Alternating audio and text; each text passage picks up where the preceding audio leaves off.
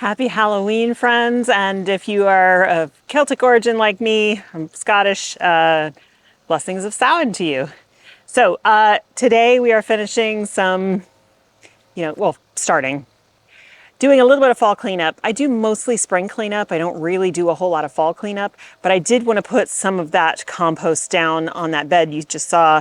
That's the peony bed. The peony bed, it also has a bunch of daffodils in it, and the soil level has been dropping, and even some of the bulbs have started popping up. So I wanted to add a nice layer in there to feed everything and to give it more depth. Now what we're going to tackle is this. This was my basil tower this year. And I put a single Super Tunia Vista Mini Vista bubblegum on top, and it did just what I had hoped it would do. It got huge, it flourished, it gave me flowers all season, so months and months and months. But it is time to clean this puppy out, and then I have a selection of violas that we're going to be popping in, so I will show you those after I clean this up. But yeah, I am looking forward to giving this a fresh start. I do have a bag of soil here because it's definitely going to need it. This is an old strawberry tower that I bought ages ago, and it just never, it doesn't work the way it's supposed to. Basically, the pockets don't fill very well with water.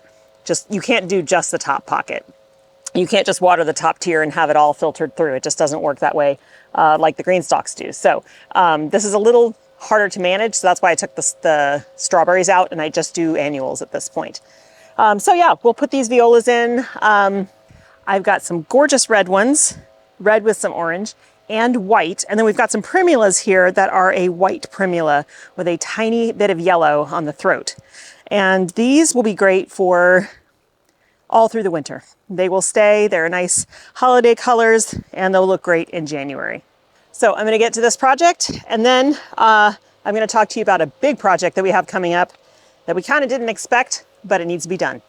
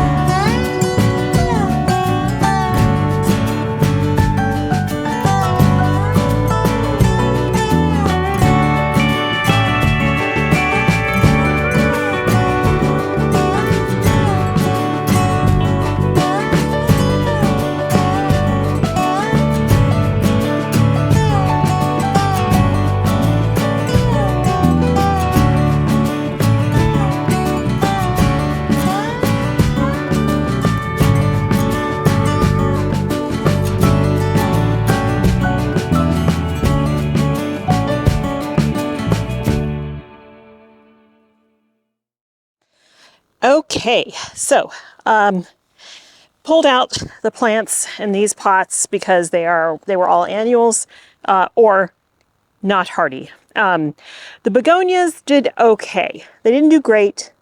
They did okay. It was fun, but I don't really have any desire to grow them again next year. So here we are. So what I'm going to do is, with these in mind, so on either side here we have this really pretty Picotee cyclamen, and then some violas. They'll fill in a little bit, but not a whole lot because it's winter. We're going to be going into winter and they're not going to grow a lot. But now I'm going to put some bulbs in these containers. I have 3 containers, this one here, and then these 2 over here, which I'll move the camera in a minute. I've got a bunch of bulbs, but I think what we're going to do for these containers here is, this is a bag of glitter hyacinths. The colors are purple, pink, and white. They're early bloom time, height 8 to 10 inches. I am going to kind of pack this container with them, and that's the reason I haven't filled it with soil yet. We'll place them in, push them in, and then top it up with soil up to the top. And then here, we've got these Muscari. They're just tiny little bulbs, blue with deep purple, and they're early to mid, 7 to 14 inches tall. So I'm going to put some of these.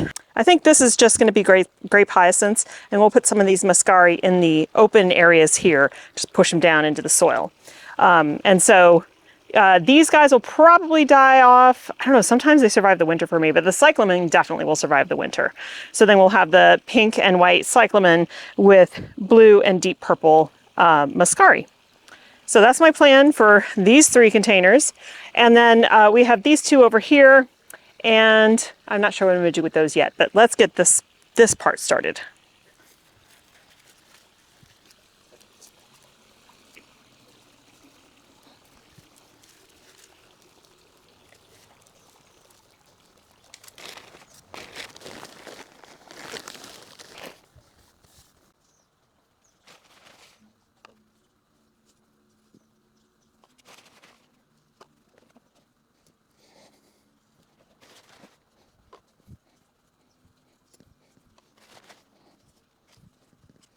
Okay, now I just need to water these guys in and keep an eye on them so that the squirrels don't try to dig these puppies up. Some of these are pretty deep. These hyacinths are pretty deep. They're down about here, 4 inches deep, but squirrels can smell those things from a mile away. So I may end up having to put covers over these. We shall see. Okay, for these 2 pots, we're going to go with crocus and my very favorite, leucogyms. Snowflakes are amazing. They're so gorgeous. They naturalize beautifully in my area. I have a whole bunch of them behind my kitchen window. They can take shade or sun. They're just amazing. So these are white. They can get up to from 24 to 28 inches high, and they bloom mid-season. And then these are the crocus that we're going to put in. So it'll be a white and yellow display. These snowflakes I will definitely dig up and move to other parts of the garden after they're done because they naturalize for me and they're just amazing. I love them so much. They bloom for a very long time. But I think these will be really, really pretty in here. And see, they're big, big bulbs. Pretty. Actually, I think what I'm going to do is put most of them in the middle, and then we'll put the crocus around the edge. Like that. And put the crocus around the edge. There's only 10 crocus, so I think what I'll do is go get another bag, because 5 per container is not going to be enough. Have plenty left. All right, so I'm going to go ahead and bury these guys nice and deep.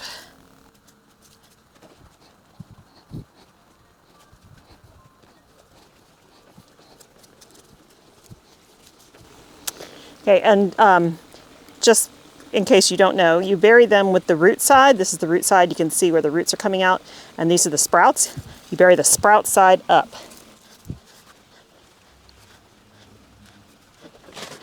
These crocus in this bag. I will just buy another bag of yellow crocus.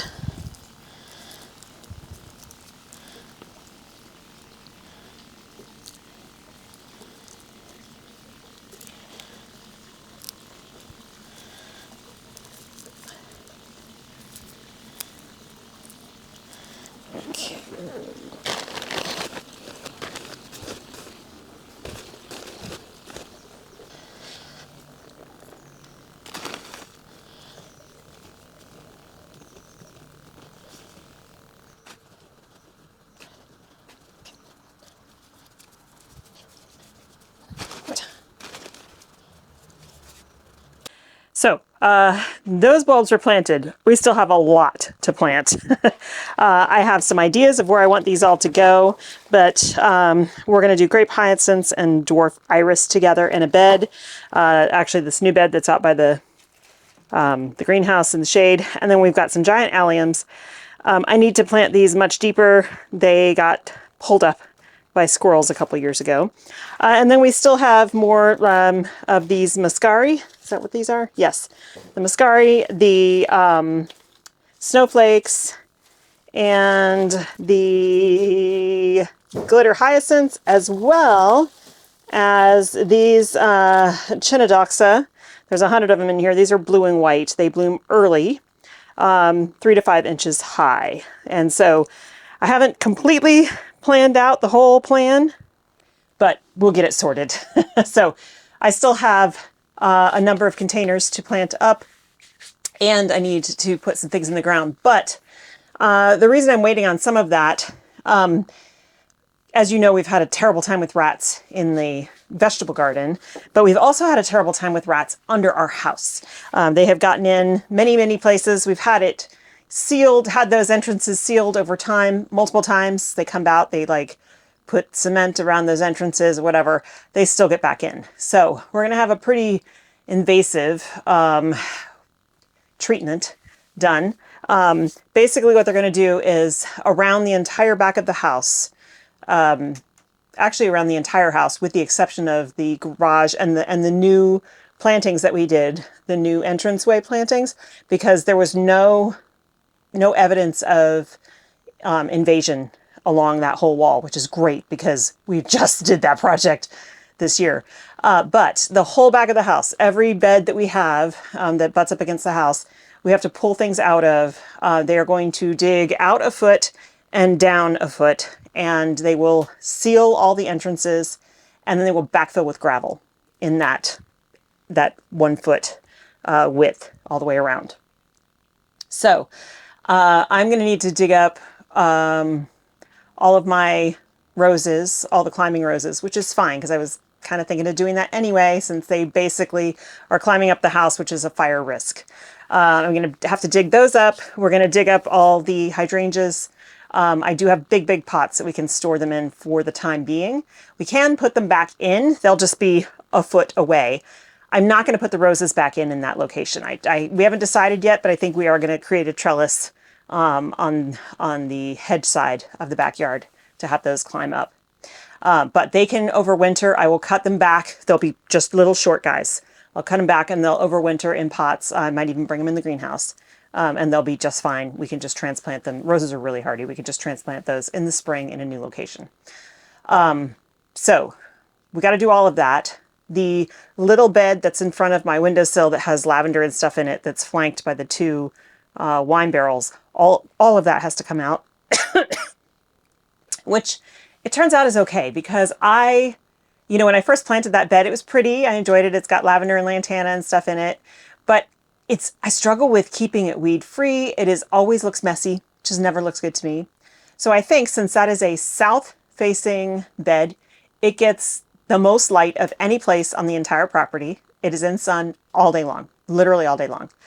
So I think what I'm going to do, I have a number of autumn joy sedum that I've been struggling about. I wanted to put them in the front vegetable garden for some fun color, but I know the rats will eat them. But in this bed, they'll actually be protected. Yeah, maybe the bunny might get at them, but I doubt it. They've been sitting back here in their pots on the patio and nothing has bothered them. So I think we're going to turn that bed into an arid garden. I might get some mangave, which I really, really love and have been wanting to find a place to put them. Maybe I'll put a couple mangave in there as well as the sedum, and then the rest will be gravel on top or decorative stone. But I think it'll look really nice. It'll be easier to keep tidy, and they don't really want to be messed with. They don't want fertilizer. They don't want a bunch of water. They just want to do their thing.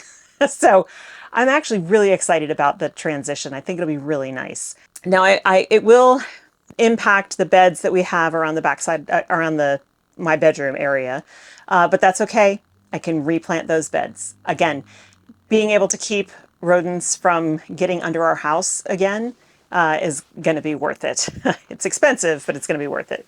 So that is coming up. We haven't been scheduled yet, but I think within the next week or so, they're going to put us on the schedule, and it's probably only about a 2-week time frame between when we get scheduled and when we need to do the work. So I do need to get started digging up all that stuff, potting it up, keeping it in a safe place, basically healed in pots until we can either replant or find a new place to plant. So that's going to be a big job, and I will get Dylan's help on that. Those two rain barrel containers, I can still keep in the same location. They will be just fine where they're at. You know, I'll move them out, obviously, but I can put them right back there. And anything I put in there is usually annuals, although there is a perennial mallow in each of them now that I planted early this spring. I'm hoping that it will overwinter. It should. It is hardy to, I think, zone 8, but, you know, I've never grown one before. It's looking beautiful. My gut tells me I should cut it back before the winter, but we'll see. I need to do some reading on it. I might have to treat it like I treat the buddleia and stuff and let it just sit there all winter. It's going to look terrible because it'll all die back, and then cut it fresh in the spring for it to resprout with lots of stems. But otherwise, other than those mallows, I plant all kinds of annuals in those containers, and I'll continue to do that. And probably I'll put a bunch of tulips and stuff in there and some of these bulbs as well for a pretty spring show so that that container doesn't just sit empty. So yeah, that's the big project that's coming up. I am still continuing. There's a little bit of compost left on the driveway that I need to move, just dump into beds to give everything a nice topping. But otherwise, looking pretty good. We do have, these are the half-clone marshmallow ranunculus from Flower Hill Farm. They are pre-sprouting, they're looking great, and so probably early next week, we can get those guys planted at the farm. And these are the anemones, and they are also pre-sprouting. And this is a caramel mix. I've, like I said, never grown anemones before. I'm looking forward to that. It's gonna be really fun. And then we also have, I sowed again, because the first batch didn't really come up. This is Cynoglossum Mystery Rose. Still not great germination, but that's fine. Each one of these plants is extremely prolific. And so I already have the blue variety out there. I have like 2 plants, and then I planted a few more that actually survived or that did germinate. But this, in another couple of weeks, they're not ready yet. These will go out there as well, and they are perennial for me, but they will take up a little bit of bed space in the front. They just produce so many stems that it is, I highly recommend, if you can grow Cynoglossum, to grow it. They come in Mystery Rose, which is pink, and they come in 2 blue varieties. One's called Blue Showers and one's called Firmament. And I can't remember which one. One of them has slightly taller stems than the other, but I found I love them both. And then I also re-sowed some Orlea because we also had terrible germination with these as well. Not that many, but it's fine. This many plants will still produce a ton of stems. So I don't need a huge section of Orlea. This one will do just fine. So still needs more time. I want to give it a few more weeks. They're getting fertilized in here, but this is all we've got in the greenhouse. I do have a tray of lettuce. We've been eating the lettuce out of the green stalk, so I do have a tray here that needs to get transplanted so we can have some more lettuce. Plus, they're not going to stay happy in these soil blocks for long because it's all roots at this point. But yeah, these guys I need to put in the green stalk like as soon as we start taking a few more out. We had a huge salad last night with lots and lots of heads from the green stalk, so now I have space in the green stalk to put those guys. So that's going to do it for me today. Tomorrow is Halloween. It's Friday. I'm not sure what our plans are, but I don't think I'll be doing any filming tomorrow. We'll see. And the same goes for the rest of the weekend. We've got a bunch of family stuff, visiting lots of family while my mother-in-law's in town to see folks that we haven't seen in a while. So anyway, thanks so much for hanging out with me today. I hope you guys have a wonderful time in your garden, and I will see you in the next one. Bye.